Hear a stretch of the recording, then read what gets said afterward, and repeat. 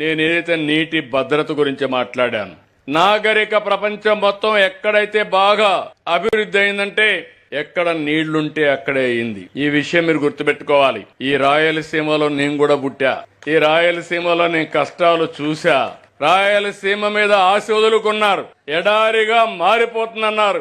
ఎడారిగా మారిపోయిన సూచనలు కూడా వచ్చాయి. ఈ రాయలసీమ ఒకప్పుడు రతనాల సీమ ఎడారిగా మారిపోతుందంటే మొట్టమొదటిసారిగా మన ఆశలు చిగురించే విధంగా చేసిన వ్యక్తి నందమూరి తారక రామారావు గారు.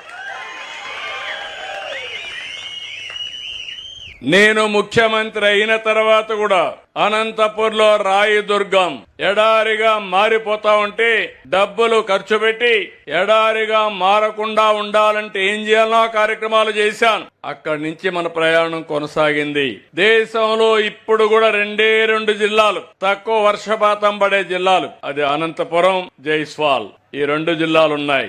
అలాంటి ఉంటే ఈ రోజు అంద్రి నీవా తీసుకొచ్చాం, నగిరి గాలేరు తీసుకొచ్చాం, తెలుగు గంగ తీసుకొచ్చాం, కేసీ కెనాల్ ని అనుసంధానం చేశాం, హెచ్ఎల్సీ అన్ని తీసుకున్నాం. ఇవన్నీ చేస్తే ఎప్పుడో రాయలు కట్టినటువంటి రిజర్వాయర్లో నీళ్లు లేక ఎండిపోతే నిన్నే పుట్టపర్తిలో చూస్తే ఒకప్పుడు హెలికాప్టర్ తిరుగుతా చూసేవాడిని.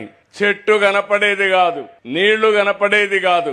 ఈ రోజు గర్వంగా చెప్తున్నా, ఎక్కడ చూసినా జల కళ రాయలసీమకు వచ్చిందంటే అది మన దూరదృష్టి.